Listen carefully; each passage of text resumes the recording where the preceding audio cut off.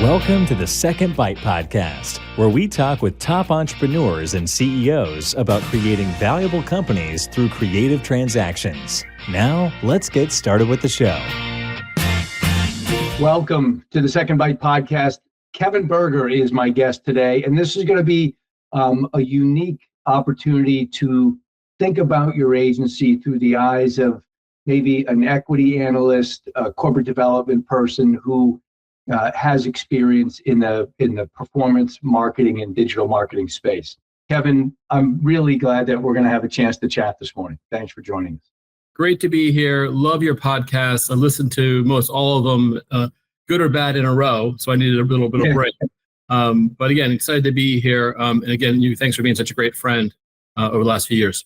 Well, thank you, Kevin. And I will say, since we're doing thank yous, I want to thank the people at Fiscal Advocate. They sponsor the podcast.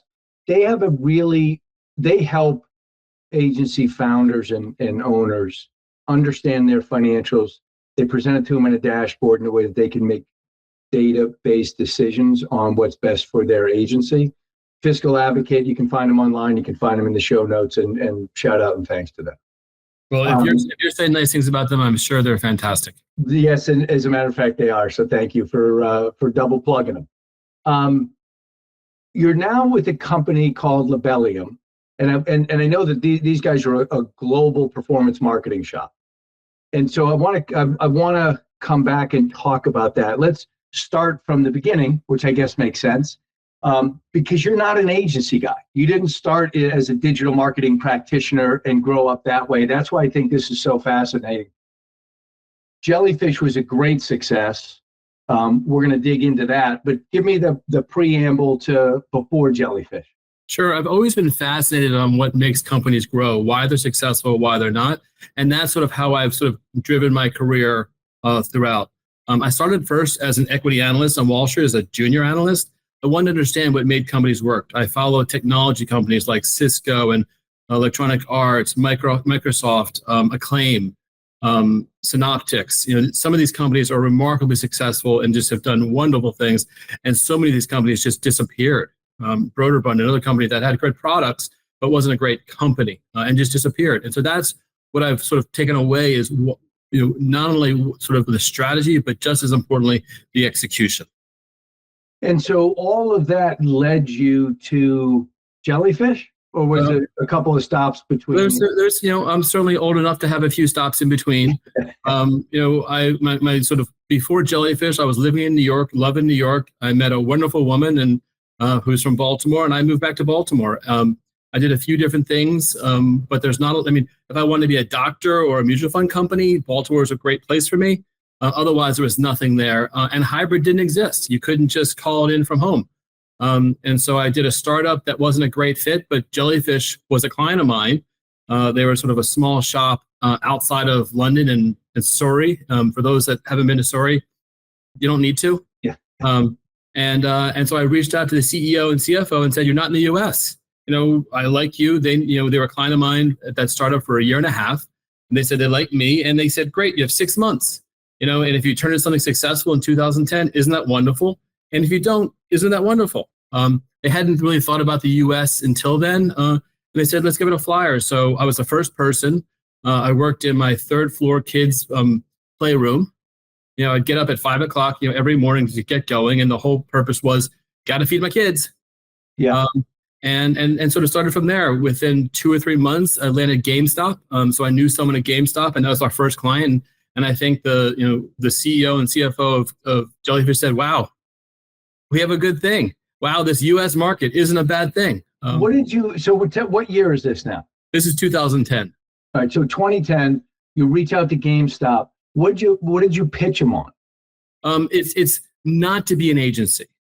Like when you think about what an agency is, it's like sort of they have it. So many of them have it backwards, where I sell you like products. You sell them a solution. You sell them. What we're going to do is we're going to improve your performance by many different ways. When I say I'm not an agency person, I don't really I get excited and passionate about growing our clients' business. That's where I get impassioned, and using digital marketing or marketing in general to make that happen. And I also really love and enjoy growing my own business. Those are sort of my two passions. And I like geeking out. I like bringing people in. So that's sort of like how. And so with GameStop, it was like, we're not your traditional agency. We're excited to grow with you. We'll invest in front of the opportunities. And so few agencies do that. Most agencies say, great, we're going to track them of hours and that's it. We'll say, great, we think there's an opportunity. We're going to prove it out. And then, once it proves out, then you're going to pay us buttloads of money. What's an example of that with GameStop? With GameStop, what was most interesting was we're selling a commodity, a video game, where we would create technology that would track what the competitors had in terms of inventory, other retailers, and when the competitors didn't have a product in stock, we had technology that would track that. We would then double down on really go hard, because we were the only ones on the landscape selling it. It was sort of investing in technology that allowed us to make those decisions and act really fast and measure it. And so you had this test with GameStop. That's a tremendous way, obviously, to generate results for a client. How did that grow? Because Jellyfish obviously has been a significant success here in the U.S. and in the transactions that they've done. And there's quality people. I've had the good fortune to meet the founders there. How did you start then? Because a big part of your career has been doing transactions. Mm-hmm. That's why I want to take our conversation in that direction. How did you guys start to do acquisitions for Jellyfish in the U.S.? Sure. What we did is we looked at the services that we offered. Like SEO, for example, we tried to launch our own SEO practice. Initially we just paid search. We wanted to launch SEO and creative, and we hired a few different people in SEO. And it's just so hard to organically grow and gain some critical mass. So in this case, we found a small shop that had SEO but really talented people. Some clients, but really talented, and able to acquire them. And it really was sort of more of an acqui-hire. That all of a sudden, all of our clients. We started to be able to offer this incremental service that was as good. Again, it's not good enough. The market's so competitive, you can't just offer a product and assume that everyone's going to buy it. It has to be demonstrably better than what's in the marketplace.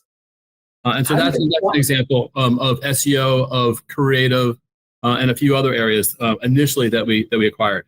Yeah, the people at Mountain Gate Capital would call that creating an arc of services, mm-hmm. right? Yeah. To capture wallet share and improve retention and the rest. Mm-hmm. Finding those is challenging, number one. Acquiring those is even more challenging, mm-hmm. maybe a little bit less so for somebody like Mountain Gate because they've got a big checkbook. How did you identify good targets, and then how did you make those transactions work in the early days? More through the connections is how we sort of found those particular companies, and it was just in a sort of exchange of shares, so they got equity in the business. We were self-funded from the beginning, so I think after like the fifth day, the eighth day in the U.S., we were cash flow positive, and have always been cash flow positive. And it was really the U.S. that funded the growth internationally. It was the margin and the cash flow we were able to create. And so we didn't actually take any money or very limited amount of money until we were acquired, and not until 2019. And so that's sort of how we did it. Was looked at people that we knew over time as we sort of wanted to create more of our skill set. Then we started talking. People would come to us once we started getting a name. One funny story: when I first launched Jellyfish in the U.S., again I was the first employee, the only employee. And someone that I met, they're like, "Yeah, we know who you are, Jellyfish. Yeah, of course we know who you are." I'm like, they didn't, but the word fish, because they had the word fish, and there were so many fishes at the time. Fish, every other fish. I'm like, yeah, absolutely, right? Like, yes, you know who we are. But again, over time, we were able to build that name, and over time, people were going to come to us and say, "Look, we have all these great opportunities," and we look at each of these opportunistically and say, "Great." We didn't really need to acquire customers in any acquisitions. We really want to acquire services that then allowed us to amplify our customers. So like Google, for example, was a big client of ours, but we made an acquisition that became 4 times the size. It's interesting because there's times where the intent of acquisition is to move the needle right? To add more EBITDA, to add more revenues, to get the better leverage from a financial standpoint, and then also have it be a strategic fit. There's also times, and it sounds like you fit into this basket, where acquiring something smaller / less expensively is advantageous because you don't need the customers or the revenue, you just need the capability set. Yep. And was that the case at yeah, absolutely, because again, we grew organically, so each year, let's say we added 100 people, 200 people. It was pretty methodical. We never laid anyone off for any. When I first joined Jellyfish, the company had lost their 2 biggest clients, but there was no layoffs. And so the culture was so important to our success, and we were afraid that if we acquired anything that was too big, it'd be too hard to assimilate into the organization. There was only one Jellyfish. There wasn't there wasn't different entities that operated together. There was truly just one. And how many acquisitions did you do over that 9 or 10 years? 15. And were all 15 successful? No, absolutely not. One we acquired in the mobile app space from the first year or two from an EBITDA perspective was remarkable and incredible, and actually added to the value when we ultimately sold. But the product itself was a commodity, and the renewal rates were so low that over time it just kind of disappeared. And in 2019, we acquired 10 companies. Oh my goodness! We acquired 5 on our own, and then when we were acquired, we were given 5 of the parent companies to integrate. And I would say that was it was too much for Jellyfish. That gave too much of a heartache. We weren't set up from an infrastructure perspective to be able to incorporate 10. And I'm not sure Jellyfish ever rebounded. It's still very successful. I left a few years ago. I can't speak to anything about how they're doing now. But when I was there, it really was hard because I don't think there was enough of an infrastructure at Jellyfish to assimilate 5 companies, let alone 10 companies. Yeah. So when you, in the later stages there, I'm sure there was a bunch you passed on, right? Yeah. And people always talk about culture, and everybody agrees culture is important. It's really hard to get a strong feel, an accurate feel for culture over a matter of a couple of months. Was there a couple of things that you always looked for as a leading indicator that this is going to be a great fit or a terrible fit, and we got to walk away or we got to pay up for it? Yeah, absolutely. Certainly it was. Did they want to be a standalone unit, or were they willing to be part of the organization? Did they buy into our vision of what we want to be? Jellyfish was going to be one brand as opposed to holding and putting them together. Exactly. We didn't want to be. We wanted to be the opposite of a holdco. Yeah, absolutely. And what was the talent of the organization we were acquiring? We looked at one company very early on because we wanted to get more people. We had such a great book of business, but not enough people. And so we reached out to them. We said, "This is a great fit. We'd love to bring you on." They said, "Great." The 2 founders, a Baltimore-based agency, and they said, "Great. We'll leave." What? You're gonna? What are we acquiring then? And we certainly didn't pull the trigger on that because, again, if you think about culture, like you're acquiring a people business. That's the product. And if the leaders don't want to be part of the organization anymore, probably a big signal. How do you? Before we move off that, I would agree it is. I would also agree that maybe a lot of buyers, something that we don't do, but a lot of buyers or sellers, are coached up on the right thing to say regardless. Mm-hmm. How do you find out who's just telling you what they think you want to hear versus an authentic answer? It's the sort of the passion about they bring. When one of the first clients that we won at Jellyfish that really fueled the growth was Laureate Education, Walden University, and so we pitched to this person who ultimately became the CMO. And the feedback we got after was, technically smart, but lacked passion. Interesting. And my reply back to him was, "You got it wrong. I have all the passion in the world. You're not the smartest." And so when you look at sort of these acquisitions, what kind of passion are they bringing? Like, why did they create this company? And if they can't really answer that, then it may not be a good fit. A lot of times there's opportunities in the marketplace that you can create a product, you can do a quick flip, you make some money. Isn't that awesome? But that's not necessarily, unless you're buying just a specific product, which is fine, but not an organization, then it's not. So I think you can ask that. Some of my other sort of favorite questions I love asking is like, tell me about your favorite client, and just like talk for 15 minutes. Tell me about your favorite, tell me about something where I can sort of see and live and feel how you think. And a lot of times they'll be like, they'll stay at the 50,000 foot level. Well, then you don't really have who is your favorite? You have to have a favorite client. Sorry? Because they're not granular in understanding. Right, because they can't say, well, let me about the time I had a lunch with someone, or let me tell you about the problem. We go to battle every day with them, or tell me about the time we just absolutely screwed up for them, and how we had to have that tough conversation. But those are kind of stories and war battles that we want to hear, because we're going to have good days and bad days, and how do we deal with that together? That's fair. That's really interesting. And so now you're going to take that 10 or 15 years of experience from Jellyfish, and you're going to apply it at Labelium. And it feels like, so Labelium is out of UK or out of Europe. They're a global organization, and you're going to run Americas for them.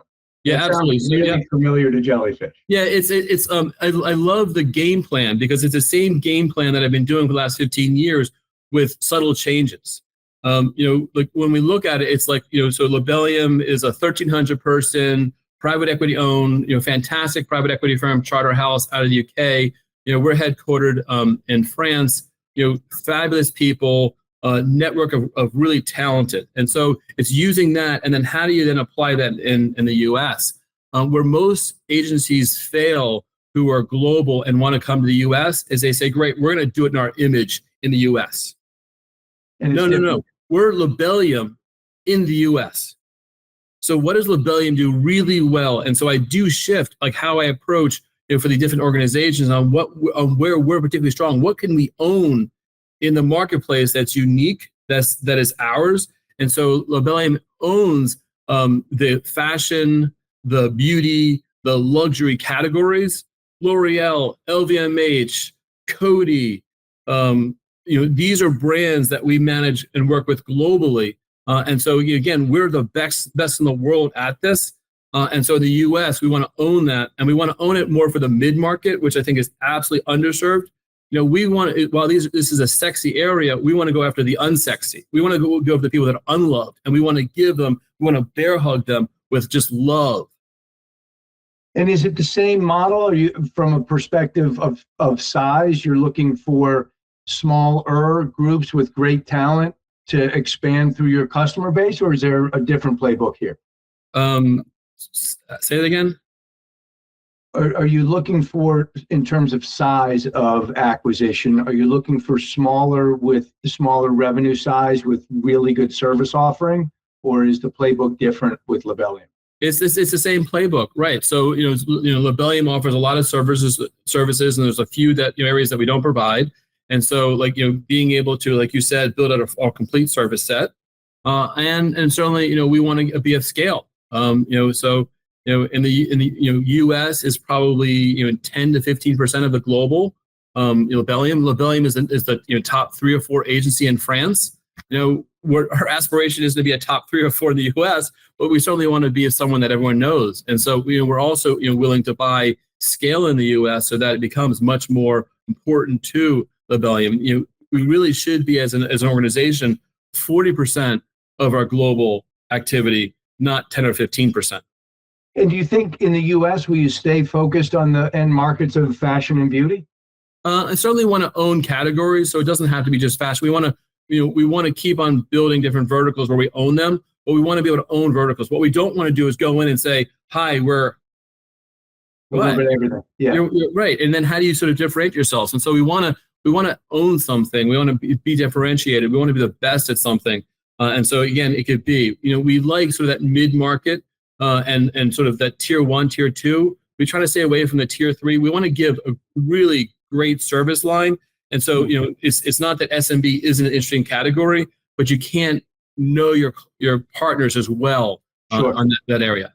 And so when I'm thinking about my audience listening in now, when you think about rounding out that service offering, what capability sets are you thinking? We don't do a whole lot in sort of the email CRM space, and so that's one that we'd love to add. We just acquired an amazing creative agency that from strategy to concept to production is called Al Dente. It's significant in the fashion space. They do amazing work, and so that's something where we would certainly want to have a service line where if we could offer a service and they had strength in our verticals, they'd be even better.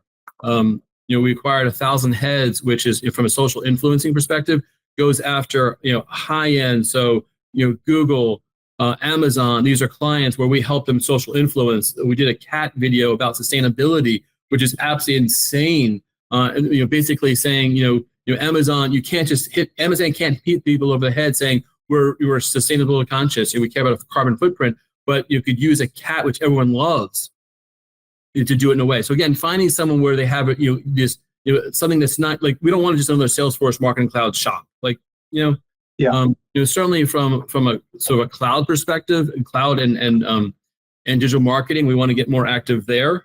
We have a wonderful data science group, again, cloud and digital marketing, not just cloud, but sort of that combination of performance marketing and cloud.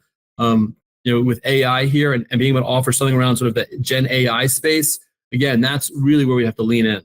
And when you say, digital marketing, you're thinking about paid and social and SEO and the rest?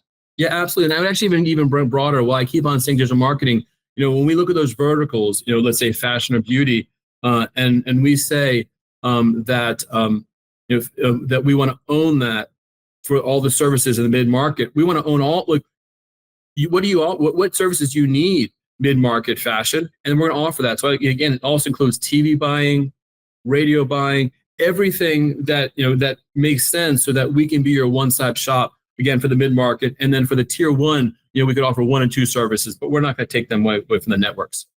And that's going to be fascinating to watch you build that out. So I'm excited to have you share that. Just if we can, as we wrap up, share a little bit of advice, having worked with smaller founders and agency owners for a long time, to be, and we always talk about, not getting a successful transaction completed, but having it work well for the long term. What advice would you give to listeners about how to create interest from the potential buyer, but how for them to identify a good long-term strategic fit? Yeah, so a friend of mine has a programmatic agency. He's been doing it for about 3 or 4 years, and he raised his hand and said, "Look, I'm looking about just getting some liquidity." And he started talking about the process he's doing, and so my point to him was like find a partner you can trust. And so I introduced him to a few different of my friends in sort of the M&A space, and like. He's building something that's unique, and we're building something unique, and but it's finding people who have that shared value, and so that to me is sort of so important, and people understand what you're doing. When I was at Jellyfish and we were acquired by a French family called the Fimilac, like there wasn't a shared belief, and within a few months it didn't turn into a relationship that we had hoped.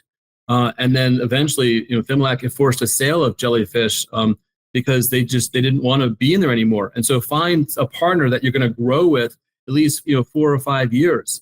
Charterhouse is a fantastic partner. Had dinner with them when I was in Paris the other day with my wife. Like that's who you want. You want to have someone you can hang out with. And a small little plug to Todd. I introduced my friend to 3 different places, and he just walked away and he thanked me so much for introduction to Todd and his organization. And he's going to go with them. And so again, it's finding people you can trust. You find the wrong one, you're just destroyed. It's first of all, thanks for the plug. Second of all, if you're from a banker perspective, if you're willing to do the work, you can be exactly who you are as the agency founder, find somebody like you described, Kevin, that loves you and loves what you do, that they appreciate your culture. It's not about getting married. It's about staying married and making marriage work well. Because when that happens, everybody gets rewarded in an outsized way when that second bite comes around. Mm-hmm. Yeah. So that's great advice. So we're going to watch Labelium as you grow that out. I'm definitely going to come back to you in 12 or 18 months and we'll talk about some of the acquisitions that you've done. It would be wonderful if I was representing one or two of those. So I will get on the hunt. But your contact, you can be found on LinkedIn. Your LinkedIn connection and your website and all the rest is on the show notes at Second Bite Podcast. Our friends at Fiscal Advocate, wanted to say thanks to them. And most importantly, Kevin, thanks to you. The insight and your career has been an interesting one. So thank you a bunch for spending time and being on with us for this episode. Yeah. Thank you so much. It was wonderful. And to the audience, and I'm obviously one of them too, please reach out to me. I love to connect. I love to have conversations. I love to meet new people. So please reach out to me. Please link with me. I reply back right away and love to have a call with all of you. Well said. Kevin, have a great day. Thank you. Thanks for listening to the Second Bite Podcast. We'll see you again next time, and be sure to click subscribe to get future episodes.